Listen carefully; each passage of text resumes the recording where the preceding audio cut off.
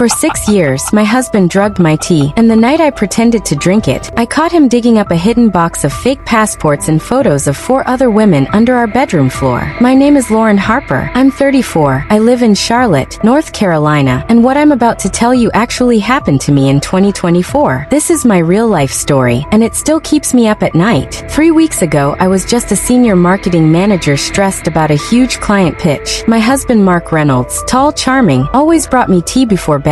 Seemed like the perfect guy. We had the cute house in South Park, the golden retriever named Cooper, the whole American dream on Instagram. But something started feeling off. It began with the chamomile tea he made me every single night at exactly 9:15. Same green mug, same 2 spoons of raw honey, sweet, thoughtful Mark. Except lately that tea started tasting metallic, like pennies at the back of my throat. And every morning I'd wake up feeling like I'd been hit by a truck. Couldn't remember a thing after 9:45 p.m. My phone would be in a different spot. My laptop closed when I'd left it open, files slightly out of order. I told my best friend Jess over lunch, I swear someone's going through my stuff while I sleep. She looked me dead in the eyes and said, Lauren, when did this start? Right when Mark started making the tea stronger, I guess. She went quiet, and that silence scared me more than anything. That night I set up my iPhone on the dresser, hit record, and drank the tea like normal. 20 minutes later the room spun, and everything went black. Next morning Mark had already left for his job at a tech firm downtown. Hands shaking, I opened the 9-hour video. At 12:07 a.m. Mark walked in, whispered Lauren. I didn't move because I couldn't. Whatever he put in that tea had me paralyzed. He smiled, this cold, satisfied smile I'd never seen before, then left the room. An hour later he came back with my purse, sat on the bed, photographed my driver's license, every credit card, my work badge. Then he opened my MacBook, knew my password, and spent 45 minutes downloading bank statements, client contracts, everything. At 2:42 a.m. he made a phone call on burner phone I'd never seen. I turned the volume all the way up and heard, yeah, 2 more weeks max. She's perfect, better access than the last 3. No, she has no idea. The Rohypnol dose is spot on. The last 3, I almost threw up right there. I didn't call the police yet. What was I supposed to say? My husband is snooping while I'm roofied? Everything was joint accounts, marital property. They'd laugh me out.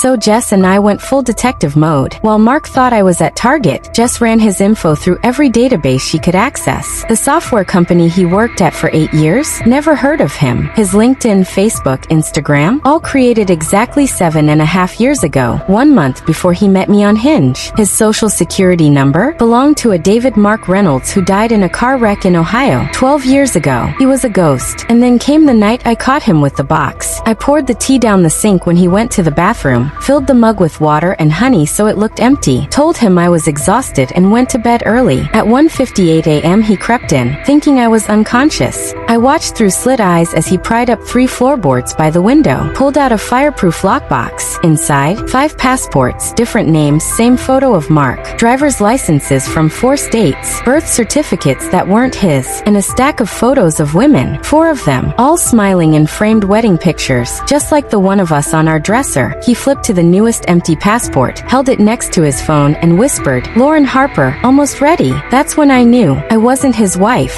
I was his next identity. He was a black widow for the 21st century. Marry, drug, steal everything, vanish, repeat. I waited until he sealed the box, replaced the floorboards, and finally fell asleep beside me. Then I quietly grabbed my phone, my dog, the hidden car key I kept in the tampon box. Thank God he never looked there. And I ran. I'm safe now, new city, new name, new life. The FBI has the box, the video, the fake IDs. They linked him to 3 missing women in 3 different states. He's on the run, but they'll get him. So here's the moral of my story, and please listen close. Love is blind, but your gut never is. If something feels off, even tiny things, trust it. Film it, document it, tell someone, because the person who tucks you in at night might be the same one planning to erase you by morning. If this story sent chills down your spine, hit that like button, drop stay safe in the comments, and subscribe to Moralist so you never miss a real-life warning that could save your life. Because the scariest stories aren't fiction, they're the ones that almost happened to someone just like you. Turn on the bell, stay aware, and I'll see you in the next one. Stay safe out there.